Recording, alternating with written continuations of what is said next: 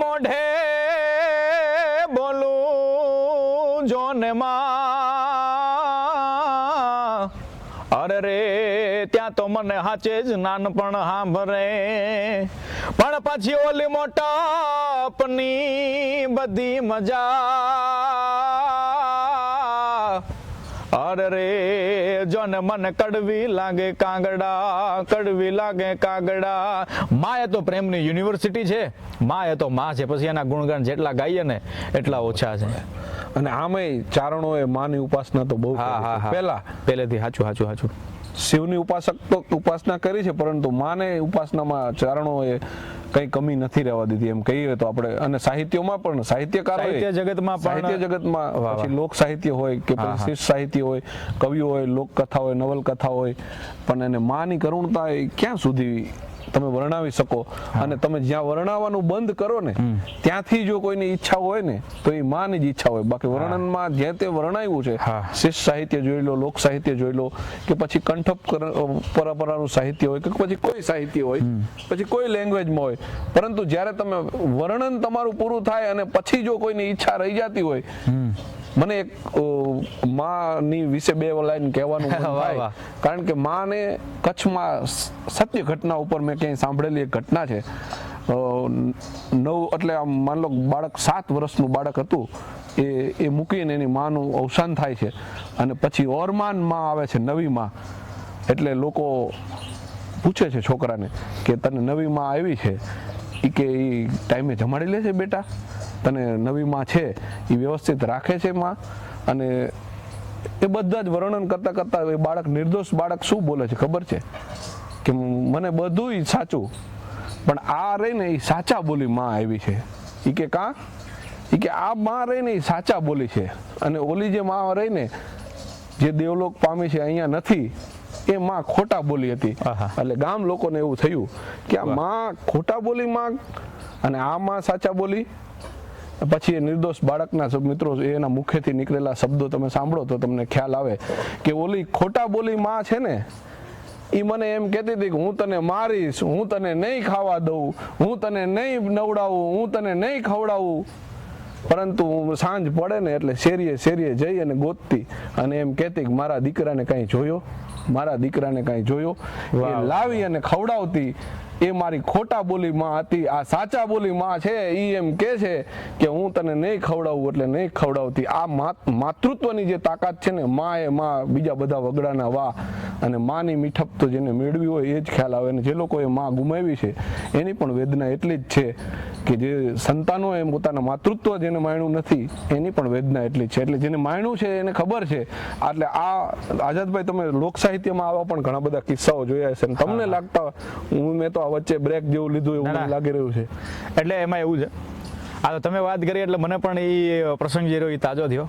દાખલા તરીકે ધોધમાર વરસાદ હતો ચતુરભાઈ, મત ભરી વળગી માલમાં જા ગગન હળગી ગજા જળ ભેરા તાંદળ ચીડા જણગળ વરણ દળ વિભરે ગજા પહાણા શિખર પર દિયણ પ્રાચણ સગણ સેના ઉંગળી યા સાંઠ ઘમ ઘમ ધરા ધમ ધમ વરળ ચમ ચમ વીજળી નેત્રે પને ભાદ્રવ માસ પ્રગળા વહાય પચરંગ વાદળા ગઢ હડળ દળણ યમર ગાજન શિખર ઉજરંગ જામલા જલકમ તન દિયા ભેરા સરોવર ઝરણ ગિરવર જળ જરે જસ લીણ ઋતણ ઋતુ માલ જામંત સનત વિચળ સાંભરે નેત્રે પને ભાદ્રવ માસ પ્રગળા વહાય પચરંગ વાદળા ગઢ હડળ દળણ યમર ગાજે આન શિખર ઉજરંગ શ્યામલા વહાલા વિજોગી જોડલા ના હલબલા દિલ ગાબેડા સમી સાંજ રાતે નીંદ નાવે પ્રેમ પરદા જુગડા યબળા જકેલી કરત કેલી વ્યોમ વેલી લળવળી યા સાઠ ઘમ ઘમ ધરા ધમ ધમ વરળ ચમચમ વીજળી જી વરળ ચમચમ વીજળી જી વરળ ચમચમ વીજળી.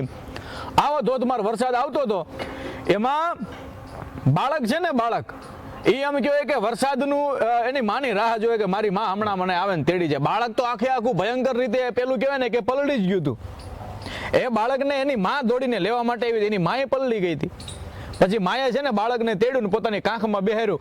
પછી માનો એ હાડીનો જે પાલવ હતો ને એ આખો ભીનો જ હતો, પણ છતાંય એ એક તો બાળક ભીનું, માં ભીની, એનો પાલવ ભીનો, અને એ ભીનો પાલવ જ્યાં બાળકને માથે મૂક્યો ને ત્યારે બાળકને એમ થયું હાઈશ હવે મારી માં આવી ગઈ ને મારી માનો પાલવ મારા માથા ઉપર આવી ગયો. એ હવે ક્યાં વરસાદની તાકાત છે કે હવે મને ભીંજવી ગઈ? સાહેબ તમે કલ્પના તો જુઓ, એ બાળક ભીનું જ હતું, માં ભીની જ હતી, એનો પાલવ એ ભીનો જ હતો, બરાબર. છતાંય બાળકને એક નિર્ભયતાનો અહેસાસ થયો, વાહ કે હું માની ગોદમાં છું, હું માની કેડમાં છું, હવે મને વરસાદની બીક નથી. માં એ તો એમ કહેવાય કે બાળકને નિર્ભય બનાવે, માના ખોળામાં બાળકને હરેક પ્રકારની શાંતિ થાય, એનું નામ માં. અને માં તો માનો પ્રેમ અમાપ એના કોઈ કવિએ જાણ્યા નહીં માપ. એટલે લોક સાહિત્યની માલિપા માં વિશે તો ઘણું બધું છે. બે દુહાઓ મને એવા પણ સંભળાવો હા, જે તમને ગમતા હોય અને આપણા દર્શક મિત્રો જોઈ રહ્યા છે એમને પણ.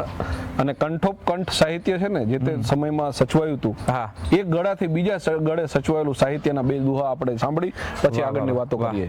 આ તો પેલું છે દીપ સે દીપ જલાતે ચલો. ચતુરભાઈ, હાલની તારીખમાં પણ મારો જે ફોન છે એમાં કદાચ તમે ફોન કરો તો જે રિંગ વાગે ને એ જ દુહો હું તમને સંભળાવું કે સાહેબ એ આખો વાત આપણે કરવા જઈએ તો વખત જ આજો જ હોય, પરંતુ એ ખેમરા અને લોડણનો એ દુહો આહા મારો પ્રિય અને મને ખૂબ ગમતો કે પણ સિંદોર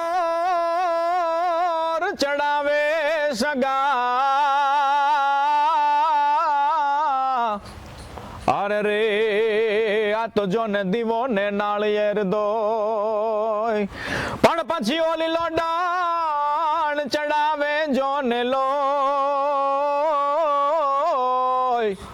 અરે રે આ તો તારી ખાંભી ઉપર ખીમરા, તારી ખાંભી ઉપર ખીમરા. અને પછી માંગડા વાળાનો દુહો સાહેબ, ઈ ભાણવડનું પાદર હોય, ઘુમલીનું પાદર હોય, બરાબર છે, ધાતરવડ હોય, આપણને માંગડા વાળો અને પદ્મા એની પ્રેમ કથા તો કેમ ભૂલાય. આહા હા.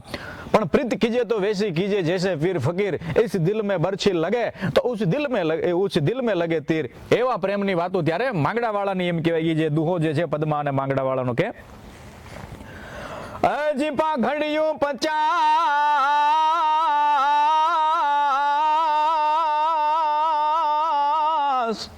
આ તો જો ને પાઘડિયું 50, અને એમાં વળી ટાળી જો ને એ કે નહીં, પણ ઈ ઘોડો ને હવાર, અરે રે હું તો મીઠે ન ભાળું માંગડા, પણ ઈ ઘોડો ને હવાર રે, અરે રે હું તો જો ને મીઠે ન ભાળું માંગડા. અમારા ગમતા દુહા છે. આઝાદભાઈ, લોક સાહિત્યમાં ઘણા બધા દુહાઓ છે, ઘણા બધા લોકગીતો પણ છે, બરાબર. પરંતુ તમારું જે કેન્દ્ર સ્થાન હોય, તમને ગમતા બે લાઈન ગીતની પણ સંભળાવો. મને એવું લાગે છે કે ક્યાંક એવા વિસ્તારના ગીતો હશે, ક્યાંક તમે ગોહિલવાડ ફેરાવીશો, ક્યાંક વાગડ ફેરાવીશો, કે ક્યાંક પછી ઝાલાવાડ ફેરાવીશો. આ તમામ વિસ્તારોમાં તમારું પર્યટન રહ્યું છે અને તમારા સાહિત્યિક પ્રોગ્રામો પણ રહ્યા છે. તમે દેશના ખૂણે ખૂણે ક્યાંય પણ તમે પ્રોગ્રામ કરતા હોય, એમાં જે બે ગીતોની રેલમછેલ હોય એની બબે લાઈનો સંભળાવો તો તમને. હું તુલસી શ્યામથી આ બાજુ પાછા આવતા હું પછી સરાકડિયા ને એમાં એમ કહેવાય કે બહુ જબરદસ્ત સ્થાન છે, બરાબર છે. ત્યાં આઈ શ્રી સરાગડિયા વાળી સોનબાઈમાં કહેવાય સાહેબ, આજે માથું મૂકવાનું દુઃખનો ભાંગીને ભૂકો કરી નાખે એવી સાક્ષાત જગદંબા ત્યાં બિરાજમાન છે. ત્યાં અમે દર્શન કરતા પછી ત્યાં એક બેન એક માતાજી એમ કહેવાય કે બેઠા હતા. એમને ગાવાનું કીધું, હા એ માટીના સૂર તમે જોઈજો, એ માટીના કણ ચતુરભાઈ કે જેમાં કોઈ સંગીત નથી, કોઈ સાજ નથી, બસ માત્ર ને માત્ર હૈયાનો ભાવ. અને એવા ગીત કે તમે ગમે ત્યારે ગાઓ, ગમે ત્યારે સાંભળો તમને આનંદ જ આવે.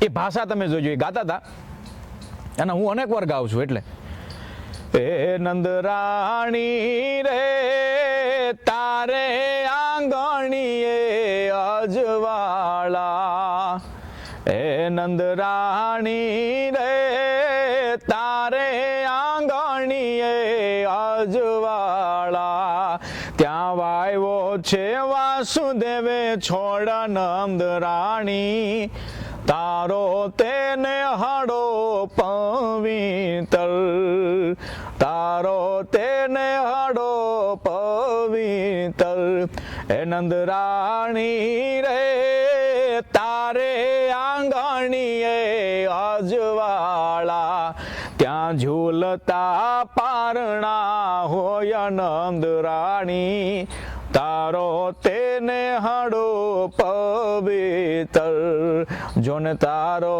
તેને હાડો પવિત્ર.